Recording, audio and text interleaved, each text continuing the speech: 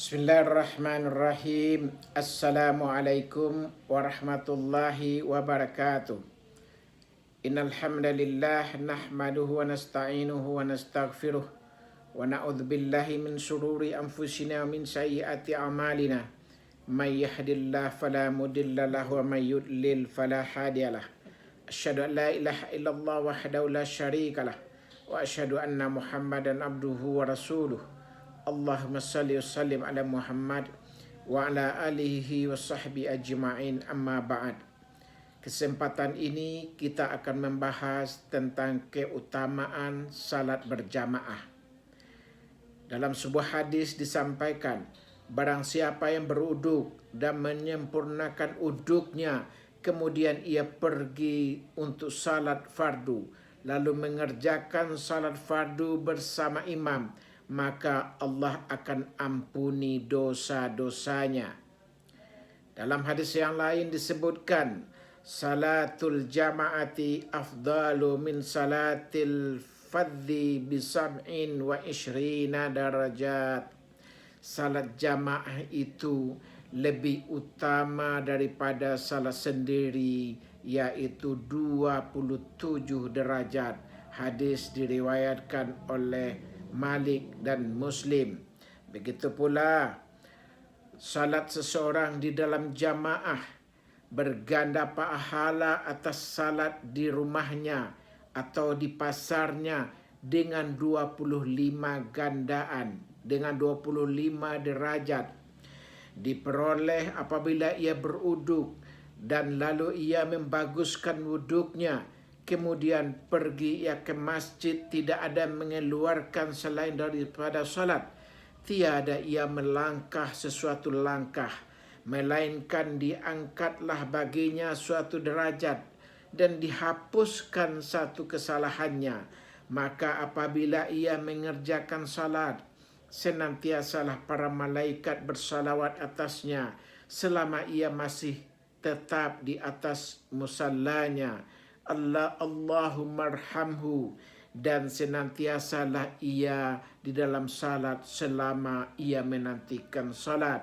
Rawahul Bukhari dan Muslim.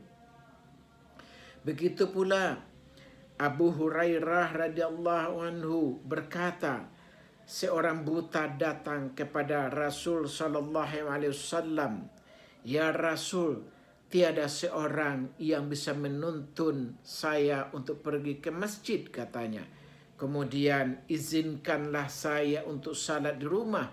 Kemudian Rasulullah memberikan izin. Tetapi begitu orang itu akan kembali dia pulang, maka Rasul berkata, apakah engkau mendengarkan suara azan? Kemudian dia menjawab, maka Rasul berkata, kalau demikian kau harus datang menyambutnya. Kau harus datang ke masjid di tempat azan itu engkau dengar. Begitu pula dalam hadis yang lain disebutkan, Abdullah bin Umi Maktum radhiyallahu anhu berkata, ya Rasulullah, kota Madinah ini banyak binatang buas dan jahat-jahat. Maka Rasul sallallahu alaihi wasallam berkata, apakah engkau mendengar hayyalal salah, hayyalal falah? Maka datanglah engkau ke masjid itu. Hadis diriwayatkan oleh Abu Daud. Begitu pula Abu Hurairah radhiyallahu anhu berkata, Rasulullah sallallahu alaihi wasallam bersabda, demi Allah yang jiwaku ada di tangannya, saya ingin menyuruh orang-orang mengumpulkan kayu api.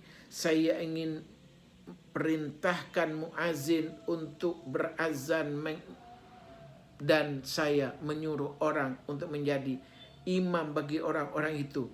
Kemudian saya akan mendatangi perkampungan orang-orang yang tidak sembahyang di masjid, lalu aku ingin membakar rumahnya dan mereka sekalian.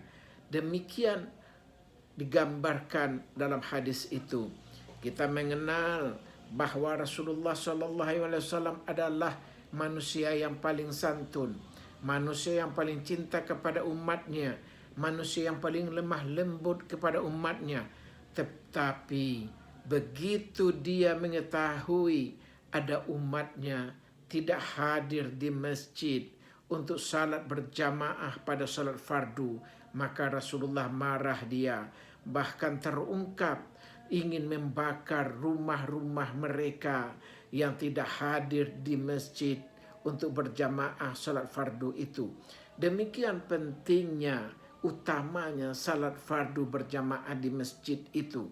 Oleh sebab itu, mari kita sambut panggilan agama kita, panggilan muazzin kita, panggilan Rasulullah SAW untuk senantiasa berjamaah pada salat fardu kita di masjid. Terima kasih. Wabillahi taufik wal hidayah. Assalamualaikum warahmatullahi wabarakatuh.